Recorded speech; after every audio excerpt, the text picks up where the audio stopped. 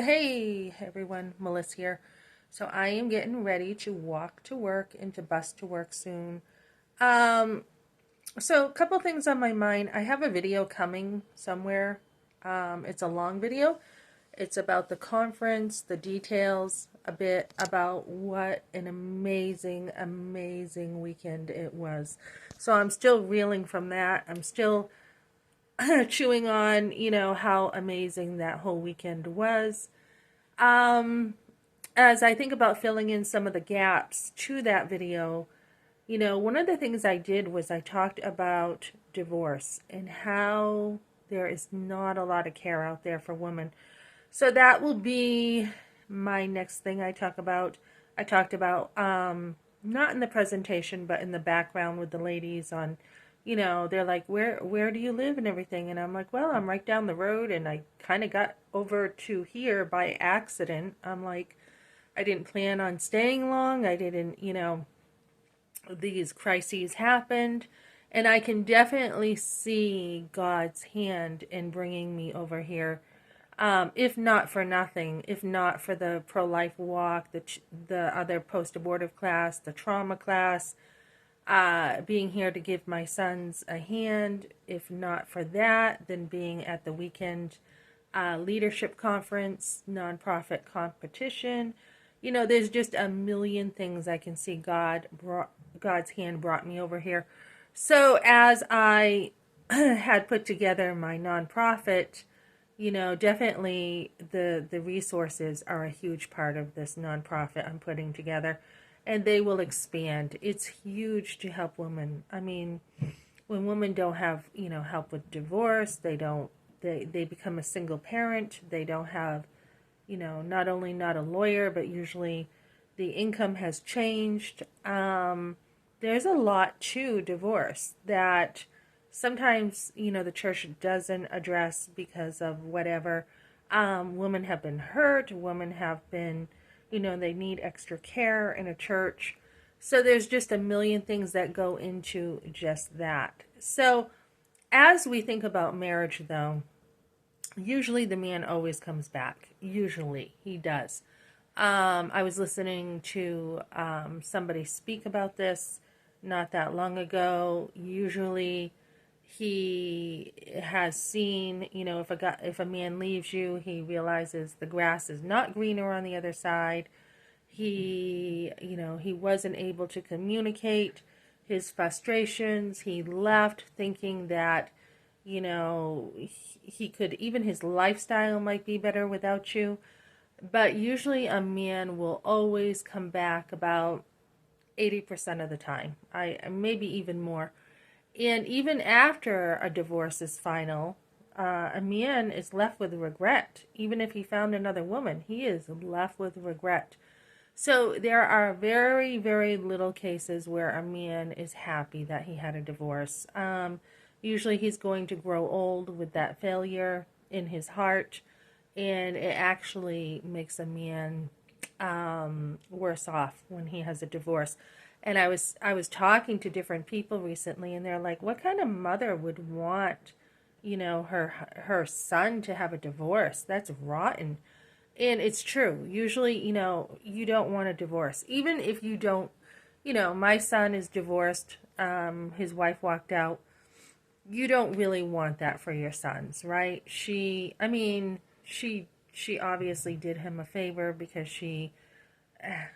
long story, but it's still heartbreaking. It's still heartbreaking when you see, your son in love with a woman, and she, leaves him, and he's just left broken. So you don't want, divorce is an ugly thing. So it goes on both sides. The man can leave, the woman can leave. Divorce is an ugly thing. Anyone who promotes divorce, and wants divorce, is just not the best thing. And, we have courts that will give you one. But even in marriage, when you say, like I've said to my husband, if you want a divorce, go ahead and get one, because he was so up and down and wishy-washy, 1 minute threatening divorce, one minute saying he didn't want one. It's like, just make up your mind. Just say what you mean and mean what you say. If you're not happy, just leave. You know, and when I talked to these ladies about, they were like, "Holy cow, I never heard of such a thing." When I talked to ladies in a restaurant, they're like, "I've never heard of such a divorce. Was he always like this? Was he always not like, he doesn't contact his sons at all, not even his older sons? Was he always like this?" And I'm like, "No, he actually chose to not take on too much work so he could be home for his sons, because his father wasn't, there for him." So I'm like, we actually chose to homeschool. We actually chose to do this so that, his sons could benefit. I look back, I think maybe he was living out of, in a way, out of his childhood, out of his lifestyle.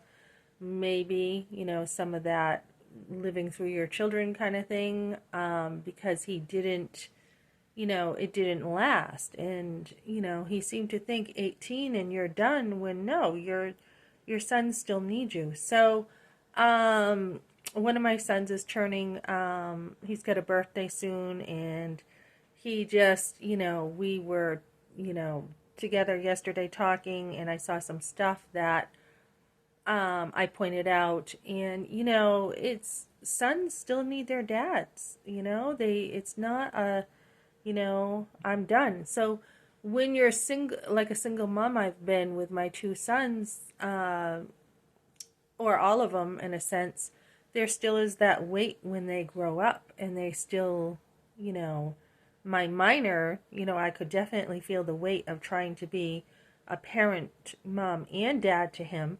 But even when they're older, they have that gap of not having their dad around. And dads are important in a son's life, especially a son's life. Very important in a daughter's life, but a son's too, But I would say a son even more so, because they continue to need that guidance and care from a dad. And even though they have male figures in the church, it's not the same. So as I continue to build resources, it will go into help with families, help with women who go through divorce, everything from car repairs to just, utilities, rent, everything you can think of to help women. I mean, we really want to build families from the inside out, and that starts with mothering, to fathering, to families, to community, and it really is the family that stabilizes everything. So that was my heart when I, had my kids and I homeschooled. I knew, as I shared in my testimony, I knew I wanted something better. Somebody in my family had said, "Oh, what religion are you going to train, so and so in," when I had him. And I'm like, "Religion? Religion? I'm not religious. I have no idea." And she was like, "Well, what religion are you going to teach him?" And I'm like, I have no idea. But in my gut, I knew that I wanted something better for my son. So she had said, "Well, why don't you come over and try church with me? Why don't you just try it?" And somehow I knew, like deep down, that, there was something better out there. I knew, with family from the projects, who I absolutely loved and still love. I mean, there's a bond there that will never break. That I knew that there could be improvement, and there could be better. So I went to church and I bettered myself, and then I always felt like my family, I just wanted a family. I wanted a family without all the brokenness and all the uncles going to jail. I was thinking back, when I shared my testimony, it helped me to discern even more. Sometimes you can have like amnesia with an abortion. You can. It's a real thing. You can have memories just lost. So I was thinking about, how I could not come out of that emotion of still being mad at my boyfriend. Never mind processing I was a mother now. I couldn't even process that I was still ticked off at him, right? So I looked back at a calendar yesterday of October 7th, 1987 is when my abortion was. And my story lines up. It was on a Wednesday. It was early release day. My brother came home early on the school bus, wondered why I wasn't in school. Um, but thinking back, like, why would I have broken up with him so quickly? What was it before that made me break up with him? And as I, look into that, I don't think it was just the disrespect. I mean, I know my friends were like, he's kind of geeky, and I started seeing him differently at the end.